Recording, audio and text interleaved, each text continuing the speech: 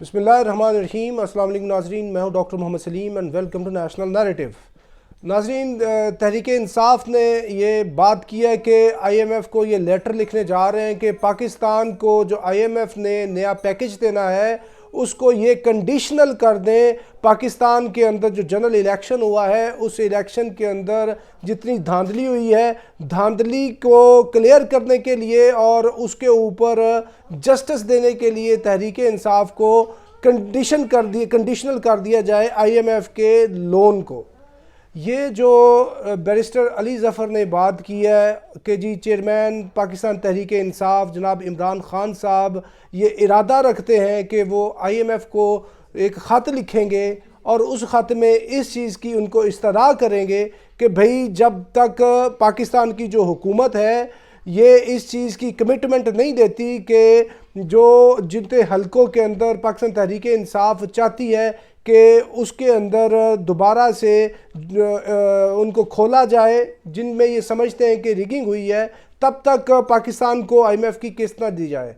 اور بیرسٹر علی ظفر نے یہ کہا ہے کہ اس کام کے لیے سپریم کورٹ آف پاکستان جو ہے وہ اپنی سرپرستی کے اندر یہ سارا جو پروسیجر ہے وہ اس کو سر انجام دے۔ تو ناظرین، بات یہ ہے کہ آئی ایم ایف کو خط لکھنے کا یہ جو اندیا دیا ہے، یہ جو بات چیت کی ہے، پورے کے پورے پرنٹ میڈیا کے اندر یہ بات چیت چل رہی ہے اور سوشل میڈیا کے اوپر بھی ہے، الیکٹرانک میڈیا کے اوپر بھی بات چیت ہے۔ یہ جو تحریک انصاف کے ساتھ زیادتی ہوئی ہے اس میں کوئی دو رائے نہیں ہے کہ کتنے ہی حلقے ہیں، لاہور، اسلام آباد، کراچی اور پنڈی ڈویژن، مختلف جگہوں کے اوپر ریگنگ ہوئی ہے، اس میں کوئی دو رائے نہیں۔ لیکن ریگنگ جدھر ہوئی ہے، یعنی دھاندلی جدھر ہوئی ہے، دھاندلی کا جو وہ حل ہے وہ کیا آئی ایم ایف دے گا؟ کیا آئی ایم ایف کے پاس یہ مینڈیٹ ہے کہ آپ اس کے پاس جا رہے ہیں کہ جناب آپ پاکستان کی حکومت کو پریشرائز کریں، پاکستان کی سٹیٹ کو پریشرائز کریں؟ تو کیا یہ کوئی جائز بات ہے؟ تو یہ بالکل ہی ایک ناجائز مطالبہ ہے، اور یہ جو بات چیت کر رہے ہیں تحریک انصاف والے، یہ اس طرح نہیں ہونا چاہیے۔ معاملہ یہ ہے کہ یہ پاکستان کا معاملہ ہے، پاکستان کی سوورنٹی کا معاملہ ہے، اور آپ جا کے کوئی انٹرنیشنل کوئی ادارہ ہے یا کوئی ملک ہے یا کوئی بڑی طاقت ہے یا کوئی بڑا الائنس ہے، اس کو جا کے آپ پاکستان کی شکایت کریں گے تو جگ ہنسائی کس کی ہوگی؟ پاکستان کی ہوگی۔ پہلی بات تو یہ ہے کہ آئی ایم ایف کوئی اس طرح کا تو انسٹیٹیوشن ہے نہیں کہ وہ ریگنگ کے لیے اس کا کوئی مینڈیٹ ہو کہ جب تک کسی ملک کے اندر جو ہے وہ گڈ گورننس نہ ہو، ڈیموکریسی اچھے طریقے سے نہ چلے تو وہ ان کو قرضہ نہیں دیں گے۔ یہ تحریک انصاف نے بات کی ہے۔ بیرسٹر علی ظفر یہ کہتے ہیں کہ جب تک جو کسی ملک کے اندر جمہوریت جو ہے نا وہ نہیں اچھا پرفارم کرتی، آئی ایم ایف والے اس کو لون نہیں دیتے، اس کی گورننس کو دیکھتے ہیں۔ تو بات یہ ہے پاکستان نے ابھی تک آئی ایم ایف کے سب سے زیادہ پیکیجز لیے ہوئے ہیں، 23 جو ہے نا ان کے پیکیج لیے جب سے پاکستان بنا ہے 1947 سے لے کے آج کی تاریخ تک۔ تو جمہوریت کی آپ کیا بات کر رہے ہیں؟ آئی ایم ایف والے تو مارشل لاء کے اندر بھی لون دیتے ہیں، مارشل لاء کے اندر بھی پیکیج دیتے ہیں۔ جنرل مشرف کے ٹائم نہیں انہوں نے پیکیج دیا، جنرل ایوب کے ٹائم، جنرل ضیاء کے ٹائم، تو آپ جمہوریت کی کیا بات کر رہے ہیں؟ بھائی یہ میانمار ہے، اور اس کے علاوہ یعنی اور دنیا کے جو ملک ہیں جدھر مارشل لاء، ایجپٹ کی آپ کے سامنے مثال ہے، اس سے پہلے انڈونیشیا کی مثال ہے، ادھر کس طرح کی جمہوریت، کتنا زیادہ فوج کا ادھر عمل دخل ہے اور آج بھی موجود ہے۔ تو معاملہ یہ ہے کہ یہ جو آئی ایم ایف کو جا کے اس طرح کی بات کرنی، اس سے پاکستان کی بدنامی ہے، اور آپ ان ہاؤس بات کریں، پاکستان کے اندر بات کریں۔ میں یہ سمجھتا ہوں کہ یہ جو انٹرنیشنل لاء ہے وہ بھی آپ کو پابند نہیں کرتا کہ جی اگر آپ کے ملک کے اندر کوئی مسئلہ ہو گیا ہے تو آپ لازمی طور پہ انٹرنیشنل کورٹ آف جسٹس کے اندر لے کے آئیں اس کو۔ وہ آپ تب لے کے جا سکتے ہیں کہ جب انٹرنیشنل نوعیت کا معاملہ ہو، جب دونوں جو پارٹیاں ہیں، جو تنازع کی پارٹیاں ہیں، اس کو لے کے جانا چاہیں تو تب لے کے جا سکتی ہیں۔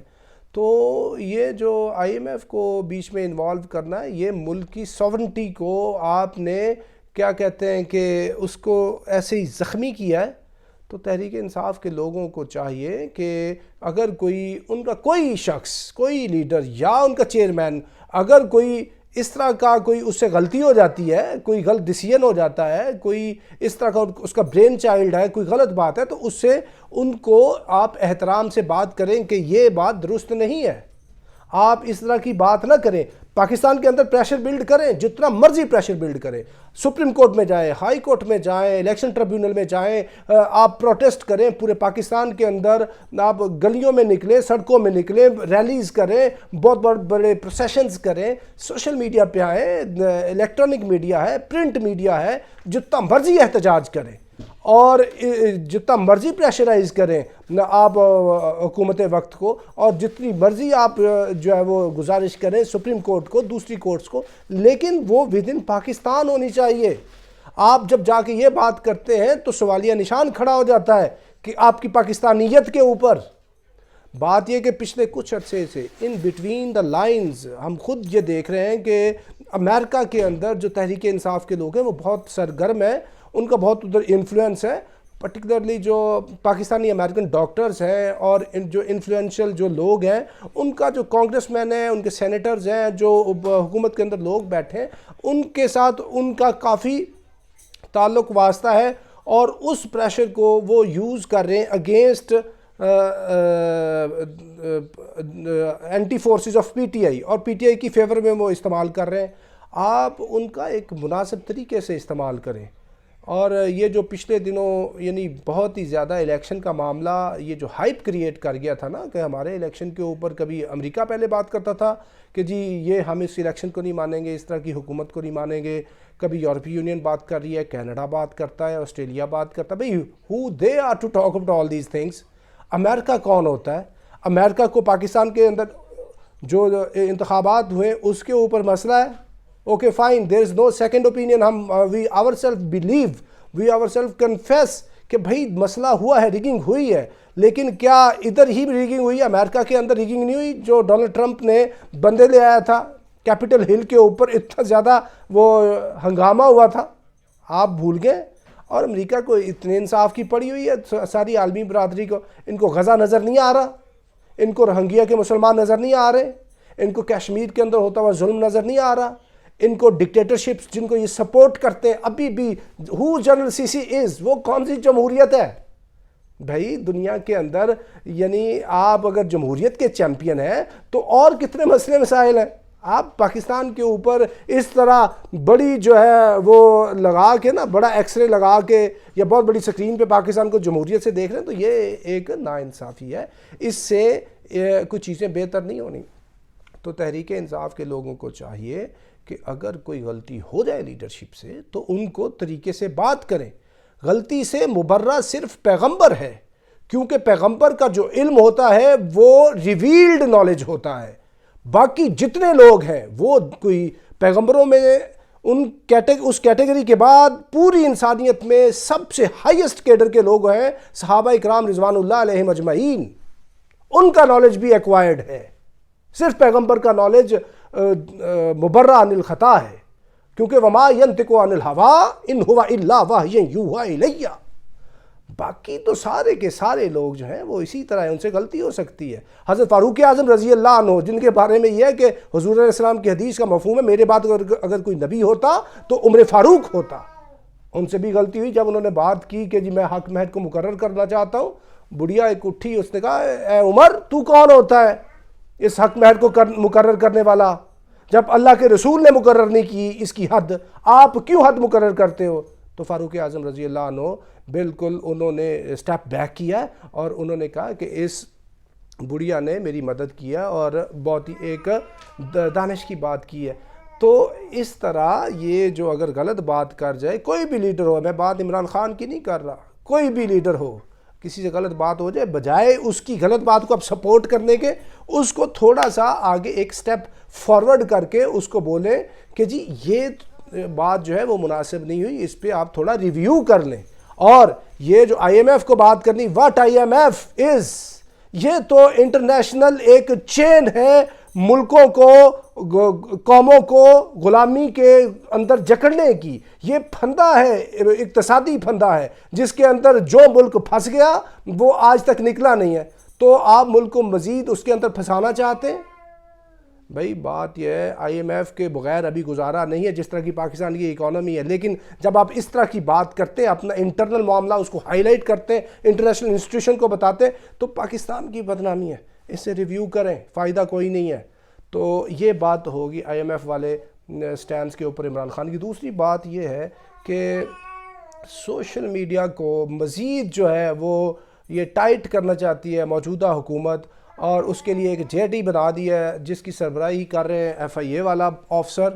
FIA کے ساتھ ISI کا آفسر بھی ہوگا، IB کا بھی آفسر ہوگا، نادرا کا بھی آفسر ہوگا، PTA کا بھی آفسر ہوگا۔ تو وہ پورے ملک کے اندر چھان بین کریں گے جی سرکاری افسران اور دیگر جو لوگ ہیں حکومتی جو اہم شخصیات ہیں، ان کی کون لوگ جو ہے نا بے عزتی کر رہے ہیں، ان کے خلاف بڑی سیریس کرٹیسزم کر رہے ہیں، ان کی تذلیل کر رہے ہیں۔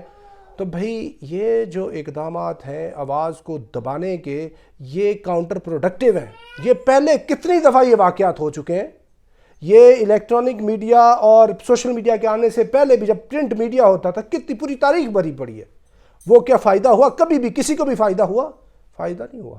اس میں صرف یہ کریں کہ اگر آپ نے کرنا، جو بالکل ہی بے جا بات کرتے ہیں وہ ان کو آپ پکڑیں۔ اگر آپ یہ اکراس دی بورڈ جا کے سب کو ایسے پکڑ تکڑ کرنا شروع کر دیں گے تو اس سے فائدہ کوئی نہیں ہوگا، ملک کا نقصان ہوگا، بدنامی ہوگی، اور پھر کچھ لوگ ادھر سے باہر بیٹھ کے جا کے پھر بات کرتے ہیں، پھر آپ ان کو کیسے پکڑیں گے؟ کتنے لوگ ہیں ابھی بھی باہر جا کے بات کر رہے ہیں؟ آپ کے پاس کوئی ہے حل؟